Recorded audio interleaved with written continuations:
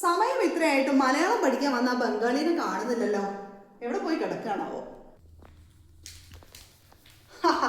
എത്തിയോ?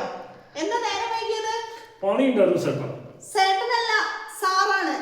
എനിക്ക് ചേട്ടനെ വീട്ടിലുണ്ട്. ചേട്ടൻ സാറേ, ഇന്നലെ പഠിപ്പിച്ചതൊക്കെ പഠിച്ചിരുന്നോ? പണിസൈറ്റിലേക്ക് വേണ്ട കാര്യങ്ങൾ മാത്രമാണ് ഞാൻ പഠിപ്പിച്ചത്. പഠിച്ചിട്ടുണ്ട് സാറേ. ചേട്ടാ എന്നാ വന്ന് എഴുതിക്ക. ഇന്നലെ പഠിപ്പിച്ച കാര്യങ്ങളെല്ലാം ഒന്ന് ബോർഡിൽ എഴുതിക്ക. ഞാൻ എഴുതാം സാർ. എഴുത്.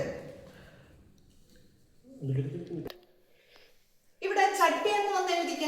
ചട്ടി. ഞാൻ എഴുതാം സാറാ. എഴുത്. ഇവിടെ എഴുതിയാൽ മതിയോ? ചട്ടി ചട്ടി.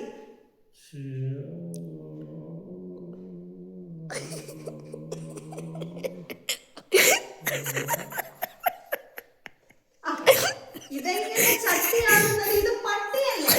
ഈ പായം നീട്ടി എഴുതിയാൽ ചായെന്നാകും, നീട്ടാതെ എഴുതി കഴിഞ്ഞാൽ പായെന്നാകും.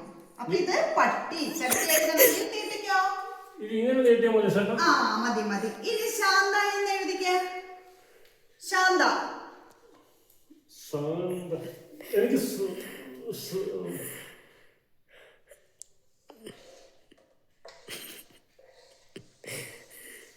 ഇത് ചന്ത എന്നാണ് വായിക്കുക.